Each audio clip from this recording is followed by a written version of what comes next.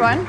So in the aspect of doing things differently, I'll just sit here because I think that being innovative is about change, and so that's what I'm going to talk through most of my presentation. Who here has a smartphone? Good.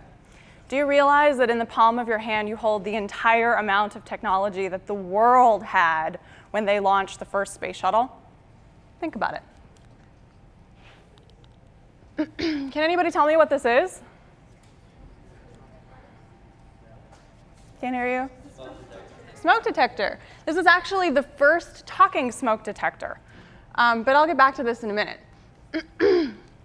Google, the search engine giant that jumped into the Internet of Things last February, bought the innovation around the talking smoke detector for $3.2 billion. So the reason I wanted you to tell me what this is because my dad actually invented the first talking smoke detector, but I'm not the heir to the $3.2 billion.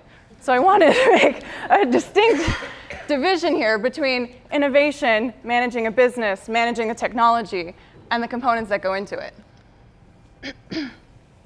I think another key point is the thinking that what got you here won't get you there. And I think that's been another part of creating and managing innovation as you're thinking about yourself and your business and moving forward. So I want to tell you a little personal story. I was not the most popular girl in high school. I was the geek. I was the one you wanted to sit next to most when you needed to cheat on a test. And I really found this to be an isolating experience, but I saw the world differently.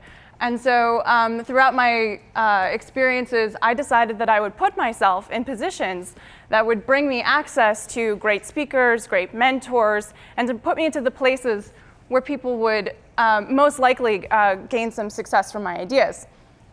And then I became the life of the party.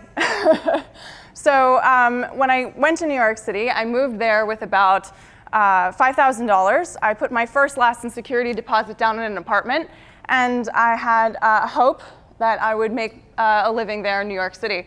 My first job was with an investment bank. The stock market then crashed, the bank closed, and I had 28 days and $47 to my name to make a living. But as we go back to my high school story, I wasn't the most popular girl in high school, and I wasn't very popular when I would join a very normal corporate ladder chain. So I didn't really fit into the corporate culture very well. I was rejected from every restaurant in Manhattan because I was overeducated, and many restaurateurs said, "Kathryn, you could be running this restaurant. I can't have you serve tables." And I just wanted a job so desperately. So I decided that the thing that I did best was PR. I had done a lot of PR through my lifetime, and I knew that I was really, really good at it. So I got a phone call one day from a friend of mine who had worked with me during several other business engagements. And they said, "Hey, we have this project for you. We'd really like you to work with us." So I went blindly into this business meeting. I had no idea what I was interviewing for, and the next thing I know, I was working with the world's most valuable brand. So again, as we're talking about the difference between innovation, invention, running a business, and things like that, I want to talk to you about the story of Off. And many of you probably don't know this, but my uncle was a chemist. And so he lived in Cullowhee, North Carolina. And for those of you who are not familiar with that, it's a very buggy kind of place in the summers. And he really hated getting mosquito bites. So he one day went into the lab and decided he was going to solve this problem, and he invented Off.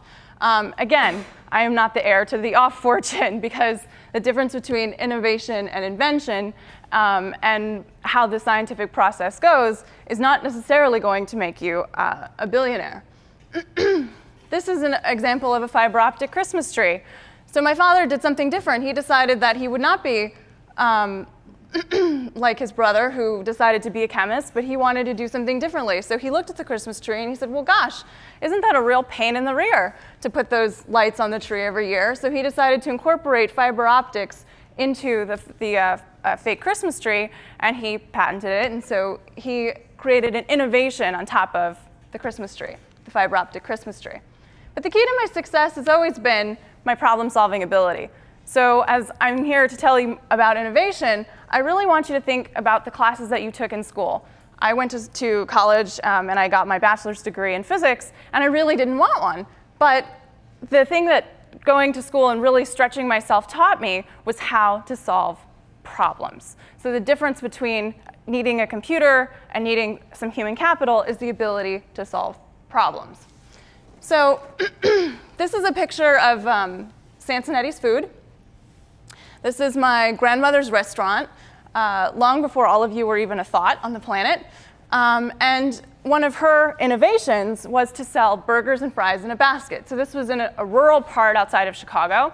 And she said that to her husband at the time, that there were a lot of construction workers and they would come in and they wanted to eat things quickly. And as any of you know who've been to an Italian restaurant, it takes a while. Pasta takes some time to boil and it's a whole process, and then you have to plate it and serve it, and then spinning your spaghetti on a fork takes a moment to eat it. And these guys really needed to eat quickly, and she needed to make a living. And every day this guy who was kind of out of the norm would come in and sit down at the bar, and he would order burgers and fries in a basket, because this is what the construction workers were eating frequently. And his name happened to be Ray Kroc. He opened up across the street. He saw the world differently. He saw she had a really good idea going and she was making hand over fist money, but she didn't see what she had. She didn't see that she had the thing that could change the way quick serve food would be served across the country. Of course, you know them today to be McDonald's. So here's a couple of things that I've learned over the years that you can do. I always ask why. It's really an annoying question sometimes, but I always ask why. And I reject the status quo. I refuse to stand here on stage, but I'm willing to sit to give this presentation. The Uber model of doing business. So here we are in Silicon Valley, and we really think about what's disruption and the purple cow and Seth Godin's concept of really being different. And the Uber model of doing business is asking for forgiveness instead of permission. And I really think that this is something that can be applied to how you think about innovation. Have great mentors. Put the right people around you. And go right to the source.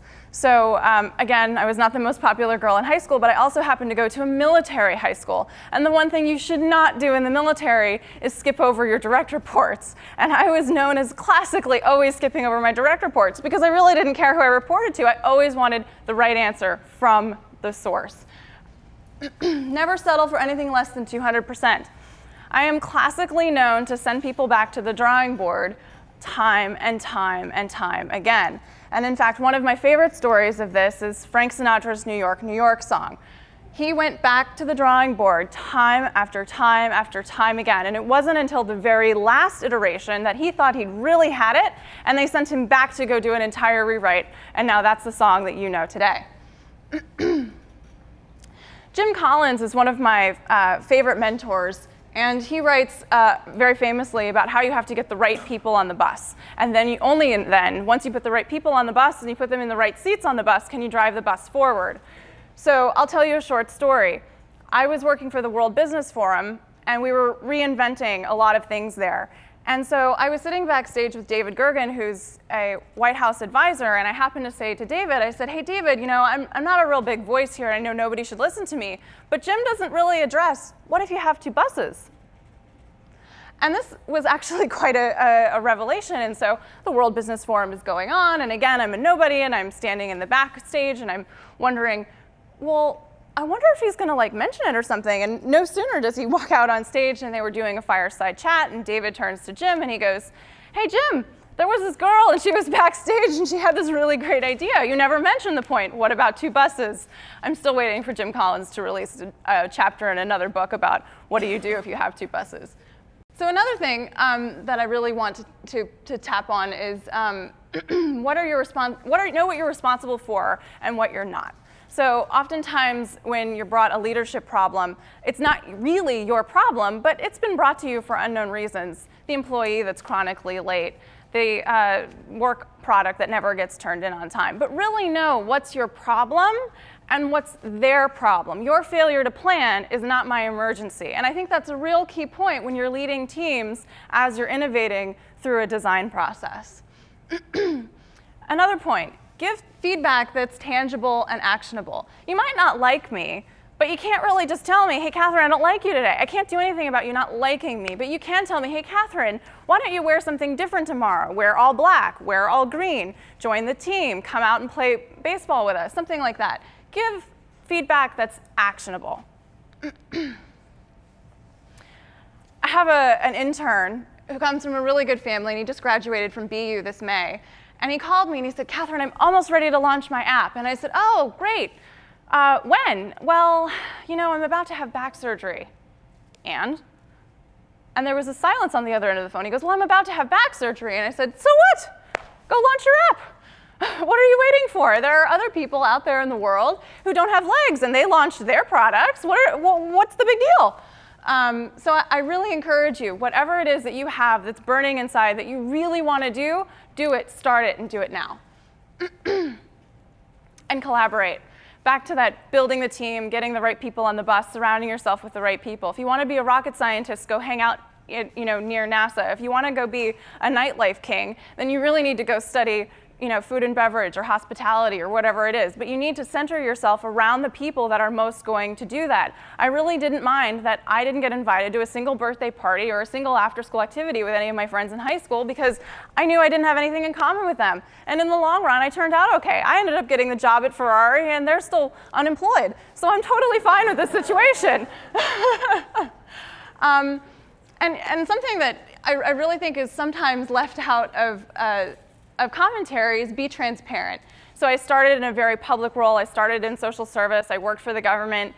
And in all of these roles, everything I wrote, said, or did was public record. I always went to sleep at night knowing that I was the same person at work as I was at home, as I was on social, as I was anywhere else. And having that transparency and consistency through my life, always kind of feeling like if tomorrow ended up on the front page of City and State, what could that journalist find? And so if you always act with that sense of honesty and integrity, you'll never lose sleep. And that's a really important thing. A very difficult lesson for me, but I think it's also important as you carry it through what you're thinking about and how you're going to get there and who you're going to get there with, is that the people that count will be there. So the people that I started my journey with are not the people that I necessarily end my journey with, but a few will hang on. And those few that hang on, don't lose them. Chase them down, send them greeting cards, call them. The 5 people that you talk to on a daily basis will influence your life more than any other thing that you can do. If you have 10 minutes of free time and you spend it on Glamour magazine, with much chagrin to the publishers for me to say this, then I have to tell you, you're not going to get to your goal. That's 10 minutes that you could put towards the new invention that you wanted to launch, but you've come up with yet another excuse, like your back surgery, that hasn't gotten you to do it yet. And finally, with the topic of innovation, and as you're thinking about going forward, there really is a difference between innovation, invention, and running a business. And hopefully I've made that clear for you today. So as an entrepreneur, I would like to say to you that it's not an easy journey. It's certainly the one less traveled by. But for me, it was a tremendous journey and a great success, and thank you for having me.